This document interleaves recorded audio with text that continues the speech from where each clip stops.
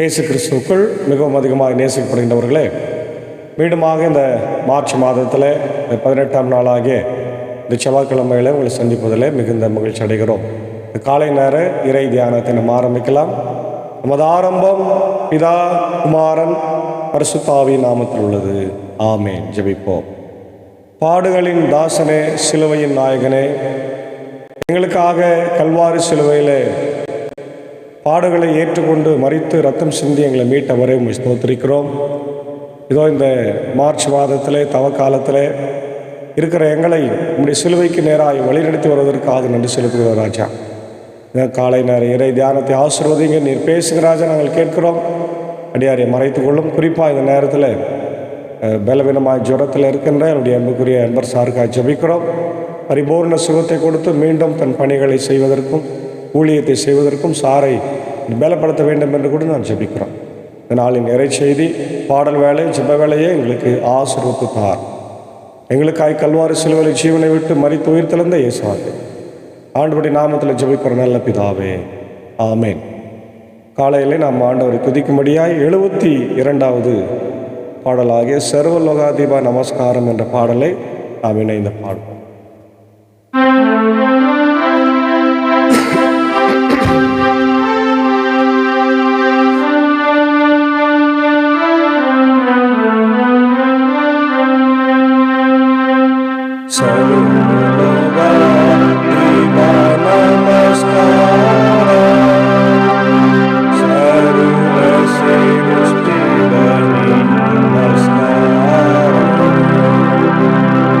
Sarva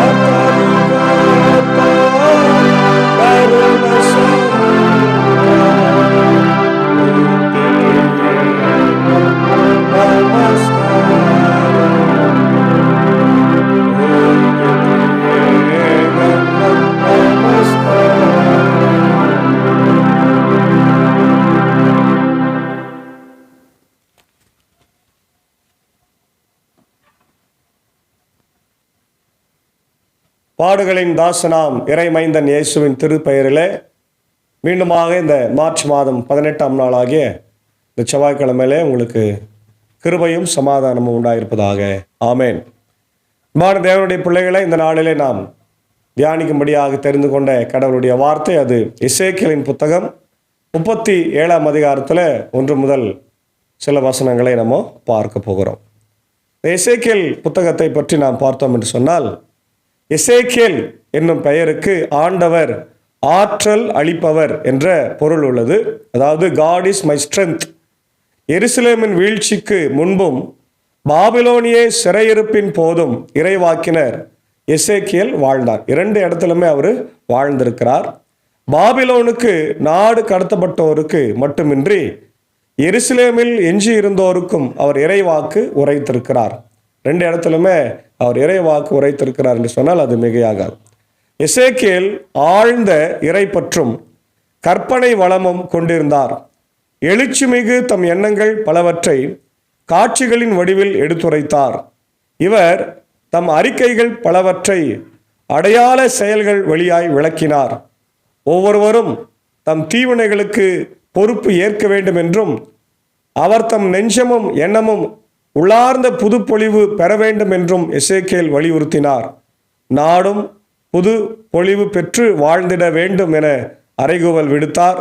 இவர் குருவாகவும் இறைவாக்கினராகவும் இருந்தமையால் கோவிலை குறித்தும் உள்ள தூய்மையை குறித்தும் மிகுந்த அக்கறை எடுத்துக்கொண்டவராய் இருக்கின்றார். இந்த பகுதியில் நாம் பார்க்கும்போது எசேக்கியேல் 37 நம் அனைவருக்கும் தெரிந்த ஒரு பகுதி தான். உலர்ந்த எலும்புகளை ஆண்டவர் உயிர் பெற செய்கிறார். அல்லேலூயா, பிரைஸ் தி லார்ட். அன்பான தேவனுடைய பிள்ளைகளே, நம்ம கூட நிறைய நேரத்தில் உலர்ந்த எலும்புகளை போல நம்பிக்கையற்ற மக்களை போல நம்ம இருக்கின்றோம். நம்முடைய வாழ்க்கையில் அவ்வளோதான், என் வாழ்க்கை முடிந்து விட்டது, இனி நான் எழுந்து வர முடியாது, என் வாழ்க்கையில் எல்லாம் முடிந்து விட்டது என்று சொல்லி நம்பிக்கையற்று அநேக மக்கள் இன்னைக்கு இருக்கிறாங்க. குறிப்பாக இந்த ஏழை எளிய மக்கள், விளிம்பு நிலை மக்கள், நடுத்தர மக்கள் இன்னைக்கு பிள்ளைகளை படிக்க வைக்க முடியவில்லையே, ஃபீஸ் கட்ட முடியலையே, திருமண காரியத்தை செய்ய முடியலையே, ஒரு வீடு இல்லையே அப்படின்னு சொல்லி நிறைய விஷயங்களில் அவங்க சோர்ந்து போகிறத நம்ம பார்க்குறோம். எல்லாருக்கும் கடவுள் இன்னைக்கு சொல்கிறாரு, நீங்கள் சோர்ந்து போகாதீங்க, உங்களை உயிர் பெற்று எழச் செய்கிற ஆண்டவர் நம்மோடு கூட இருக்கிறார். Praise the Lord. அதனால் இந்த அருமையான தவக்காலத்தில் கடவுள் நம்மை உயிர் பெற்று எழச் செய்து அப்படி பிள்ளைகளாய் சாட்சியாய் வாழ நம்மளை அழைத்திருக்கிறார். அதுதான் இந்த எசேக்கியேல் 37 நம்ம படிக்கிறோம். ஆண்டவரின் ஆற்றல் என் மீது இறங்கியது. அவர் என்னை தம் ஆவியால் தூக்கி கொண்டு போய் பள்ளத்தாக்கின் நடுவில் நிறுத்தினார். ஒரு ஆவியில் அவர் போறார். ஆவியில் ஒரு பள்ளத்தாக்கின் நடுவில் போய் ஆண்டவரால் அவர் நிற்க வைக்கப்படுகிறார். பள்ளத்தாக்கின் நடுவில் நிறுத்தினார். அங்கே எலும்புகள் மிகுதியாய் கிடந்தன. எலும்புகள், அதாவது போர் செய்கிற இடம் அது. இது யாருடைய எலும்புகள்னாக்கா இஸ்ரவேலருடைய எலும்புகள் தான் அது, வேற யாரும் இல்லை. அவர் அவரை சுற்றி என்னை நடத்தி சென்றார். அதை பார்க்குறாங்க, நடந்து சென்று பார்க்குறாங்க இல்லையா. அங்கே பள்ளத்தாக்கின் அடியில் மிக பல எலும்புகள் கிடந்தன. நிறைய எலும்புகள் இருக்குது. அவை மிகவும் உலர்ந்ததாய் இருந்தது. நிறைய அது காய்ந்து போய், வெயிலில் காய்ந்து போய் தீந்து போய் இருந்தது. அதான் எலும்புகளாக அங்கே பார்க்குறோம். இந்த எலும்புகள் அவர் என்னிடம், மானிடா, இந்த எலும்புகள் உயிர் பெற முடியுமா என்று கேட்டார். ஆண்டவர் எசேக்கியேலை பார்த்து கேட்கிறாரு, மானிடா, இந்த எலும்புகள் உயிர் பெற்று எழுமா, உயிர் பெறுமா என்று கேட்கும்போது எசேக்கியேல் சொல்றார், நான் தலைவராகி ஆண்டவரே உமக்கு தெரியுமே என்று மறுமொழி அளித்தேன். அவர் என்னிடம் உரைத்தது, நீ இந்த எலும்புகளுக்கு இறைவாக்கு உரை, உலர்ந்த எலும்புகளே ஆண்டவரின் வாக்கை கேளுங்கள் என்று சொல்ல என்று சொல்லுகிறார். அப்போ எசேக்கியேல் சொல்றார், ஆண்டவர் அது எனக்கு எப்படி தெரியும், உமக்கு தான் தெரியும், ஏன்னா நீ ஆண்டவர் இல்லையா, உங்களுக்கு தெரியுமே அப்படின்னும் போது எசேக்கியேலுக்கு ஆண்டவர் சொல்றாரு, இந்த எலும்புகளுக்கு தீர்க்க தரிசன உரை என்று சொல்லுகிறார். தேவனுடைய பிள்ளைகளே, எல்லா தீர்க்கரும் உயிர் உள்ளவர்களுக்கு தான் தீர்க்க தரிசனம் உரைப்பாங்க, மக்களுக்கு உரைப்பாங்க, தவறு செய்கிறவர்களுக்கு பாவம் செய்கிறவர்களுக்கு உரைப்பாங்க. ஆனால் இங்கே எசேக்கியேலை கொண்டு ஆண்டவர் என்ன செய்கிறாரு, செத்து போய் மாண்டு போய் நம்பிக்கையற்று இருக்கின்ற உலர்ந்த எலும்புகள். இனி அவங்க தான் அவ்வளோதான், ஒன்றுமே கிடையாது இல்லையா? உலர்ந்த எலும்புகள் ஆயிடுச்சுன்னா சதையெல்லாம் போய் அவங்க இறந்து போயிட்டாங்க, அவ்வளோதான். ஆனால் ஆண்டவர் சொல்றாரு, இந்த உலர்ந்த எலும்புகளுக்கு கூட நீ என்ன பண்ணு, சுவிசேஷம் அறிவி அல்லது தீர்க்க தரிசனம் சொல்லு அப்படின்னு சொல்றார். இப்போ தலைவராக ஆண்டவர் இந்த எலும்புகளுக்கு இவ்வாறு கூறுகிறார், நான் உங்களுக்குள் உயிர் மூச்சு புக செய்வேன், நீங்களும் உயிர் பெறுவீர்கள். நான் உங்களை நரம்புகளால் தொடுப்பேன், உங்கள் மேல் சதையை பரப்புவேன், உங்களை தோலால் மூடுவேன், பின் உங்களுக்குள் உயிர் மூச்சு புக செய்வேன், நீங்களும் உயிர் பெறுவீர்கள். அப்போது நானே ஆண்டவர் என அறிந்து கொள்வீர்கள். ரொம்ப அழகா சொல்றார் பார். உலர்ந்த எலும்புகளுக்கு நீ தீர்க்க தரிசனம் உரைத்தா நான் அவங்களுக்கு என்ன பண்ணுவேன், நரம்பு கொடுப்பேன், சதை கொடுப்பேன், தோல் கொடுப்பேன், கொடுத்துட்டு கடைசியாக உயிர் மூச்சு கொடுப்பேன். அப்போ அவங்க எழுந்து நிற்கும் போது நான் தான் ஆண்டவர் என்று அறிந்து கொள்வார்கள். அல்லேலூயா, பிரைஸ் தி லார்ட். அதான் நீங்க நம்ம பார்க்கிறோம். அப்போ எனவே ஆண்டவர் இதை கட்டளையிட்டபடி இறைவாக்கு உரைத்தேன். நான் இறைவாக்கு உரைக்கையில் உராயும் ஓசை கேட்டது இல்லையா? இறைவாக்கு உரைத்த பிறகு எலும்புகள் ஒன்றோடு ஒன்று சேர்ந்து அதன் எலும்புகள் அதனோடு சேர்ந்து கொள்வதாக இருக்கும். எப்படி இருக்கும் பாருங்க. வனாந்தரத்தில் எல்லா எலும்புகளும் அதனோடு போய் சேரும்போது எப்படி இருக்கும்? பார்க்கறதுக்கே பயங்கரமாக இருக்கும் இல்லையா? ஒரு அருமையான காட்சியாக இருந்தாலும் பார்க்கறதுக்கு பயப்படுமான ஒரு காட்சியாக இருக்கும். அப்போது எல்லா எலும்புகளும் உராயிடும். ஒவ்வொரு எலும்பும் தனக்குரிய எலும்புடன் சேர்ந்து கொண்டது. நான் பார்க்கையிலே அவற்றில் நரம்புகள் ஏற்பட்டு சதை தோன்றியது, தோல் அவற்றின் மேல் மூடியது, ஆனால் அவற்றில் உயிர் இன்னும் வரவில்லை. இன்னும் உயிர் தான் வரல. எல்லாம் ஆண்டவர் சொன்ன மாதிரி நடந்துச்சு. எலும்புகள் தன்னுடைய எலும்புகளோடு சேர்ந்து கொண்டது. தன்னுடைய தலை எங்குதுன்னு பார்த்து, கால் எங்குதுன்னு பார்த்து, இடுப்பு எங்குதுன்னு பார்த்து எல்லாம் சேர்ந்துச்சு. அப்புறம் நரம்பு வந்தாச்சு, சதையும் வந்தாச்சு, ஆனால் இன்னும் உயிர் மூச்சு வரவில்லை. இப்போ பின்னர் அவர் என்னிடம் உயிர் மூச்சுக்கு இறைவாக்கு உரை, மானிடா இறைவாக்கு உரைத்து உயிர் மூச்சிடம் சொல், தலைவராகி ஆண்டவர் கூறுவது இதுவே, 4 காற்றுகளில் இருந்தும் உயிர் மூச்சே வா, நீ கொலை உண்ட இவர்களுக்குள் புகு, அப்பொழுது இவர்கள் உயிர் பெறுவார்கள் என்று சொல்றார். 4 திசைகளில் இருக்கிற காற்றுக்கு உரை, அந்த காற்றுல மறைந்திருக்கிற இவங்க உயிர் சேர்ந்துருன்றார். ரொம்ப அழகா சொல்றார் பாரு. அப்போ அவர் தீர்க்கதரிசனம் உரைக்கிறார். எனவே அவரை எனக்கு இட்டவாறு இறைவாக்கு உரைத்தேன், உடனே அவர்களுக்குள் உயிர் மூச்சு புகுந்தது, அவர்கள் உயிர் பெற்று காலூன்றி மாபெரும் படைத்தரல் போல் நின்றார்கள். அல்லேலூயா. பார்த்தீங்களா? கடவுளால முடியாத காரியம் எதனா ஒன்று இருக்குதா இந்த உலகத்தில்? எதுவுமே கிடையவே கிடையாது. கடவுள் நினைத்தால் எல்லாவற்றையும் செய்யலாம். ஏன்னா அவர் இல்லாதிலிருந்து இந்த உலகத்தை உருவாக்கியவர். இல்லாதிலிருந்து he made this world from the empty இல்லையா? சுயம்புவாய் இருக்கிறவர். இப்போ சொல்றாரு, அவங்க எழுந்து நிற்கிறாங்க. அவர் மேலும் என்னிடம் கூறியது, மானிடா இந்த எலும்புகள் வேற யாரும் இல்லை, இஸ்ரவேல் வீட்டார் அனைவரும். அவர்களோ எங்கள் எலும்புகள் உலர்ந்து போயின, எங்கள் நம்பிக்கை அற்று போய்விட்டது, நாங்கள் துண்டிக்கப்பட்டு விட்டோம் என சொல்லுகிறார்களே இல்லையா? எங்கள் நம்பிக்கையெல்லாம் போயிடுச்சு, எங்கள் வாழ்க்கை சிறையிருப்பிலே கழிஞ்சிரும் போல இருக்க அப்படின்னு சொல்லும்போது ஆண்டவர் சொல்றார், எனவே இறைவாக்கு உரைத்தவரோட சொல், தலைவராகி ஆண்டவர் கூறுவது இதுவே, என் மக்களே இதோ நான் உங்கள் கல்லறைகளை திறக்கப் போகிறேன், உங்களை உங்கள் கல்லறைகளிலிருந்து மேலே கொண்டு வருவேன், உங்களுக்கு இஸ்ரேல் நாட்டை திரும்ப கொடுப்பேன். அப்போது என் மக்களே நான் உங்கள் கல்லறைகளை திறந்து உங்களை அவற்றிலிருந்து வெளிக்கொணர்கையில் நானே ஆண்டவர் என்பதை அறிந்து கொள்வீர்கள். என் ஆவியை உங்கள் மீது பொழிவேன், நீங்களும் உயிர் பெறுவீர்கள், நானும் உங்களை உங்கள் சொந்த நாட்டுக்கு கொண்டு குடியமர்த்துவேன். ஆண்டவராகிய நானே உரைத்தேன், நானே இதை செய்தேன் என அப்போது அறிந்து கொள்வீர்கள் என்கின்றார் தலைவராகிய ஆண்டவர். சொல்றார். அப்போ இவங்க எழுந்து நிற்கிறாங்க. நின்ன உடனே என்னுடைய நம்பிக்கை அற்று போயிட்டுன்னு அவங்க சொல்லும்போது ஆண்டவர் சொல்றார், இல்லை இல்லை, உங்களை நான் மீண்டும் கொண்டு இஸ்ரவேல் தேசத்தில் சேர்ப்பேன். அல்லேலூயா. கொண்டு சேர்த்து உங்களுக்கு புது வாழ்வை தருவேன். எப்படி? உங்களை எல்லா கல்லறைகளையும் நான் திறப்பேன். நீங்கள் மரித்து போயிருந்தீங்கன்னா கூட உங்கள் கல்லறைகளை எல்லாம் நான் திறந்து இஸ்ரவேல் தேசத்துக்கு கொண்டு சேர்த்து அங்கே உங்களை வாழ வைப்பேன். அந்த வாழ வைப்பதன் மூலமாக நானே கடவுள் என்று நீங்கள் அறிந்து கொள்வீங்க. அல்லேலூயா, பிரைஸ் தி லார்ட். அன்பான தேவனுடைய பிள்ளைகளே, நீங்களும் நம்பிக்கையற்று இருக்கிறீங்களா? என் வாழ்க்கையில் நிம்மதி இல்லை, சமாதானம் இல்லை, சந்தோஷம் இல்லை, வாழ்க்கையில் வியாதி, பிள்ளைகளை படிக்க வைக்கணும், திருமணம் செய்யணும், வீடு கட்டணும், இந்த மாதிரி பல நம்பிக்கையற்ற சூழ்நிலை இருக்கிறீங்களா? கவலையே படாதீங்க. ஆண்டவர் நம்மளை உயிர்ப்பிக்க வல்லவராக இருக்கிறார். அல்லேலூயா. அதனால தைரியமா இருங்க, அவர் உங்களை உயிர்ப்பிப்பார். ஏன்னா உலர்ந்த எலும்புகளுக்கே உயிர் கொடுத்த ஆண்டவர், புது வாழ்வை கொடுக்கிற தேவன் நம்மோடு கூட இருக்கிறார். ஏன்னா அவர் நமக்காக கல்வாரி சிலுவையில தம் ஜீவனை கொடுத்து நம்மை மீட்டு கொண்டார் இல்லையா?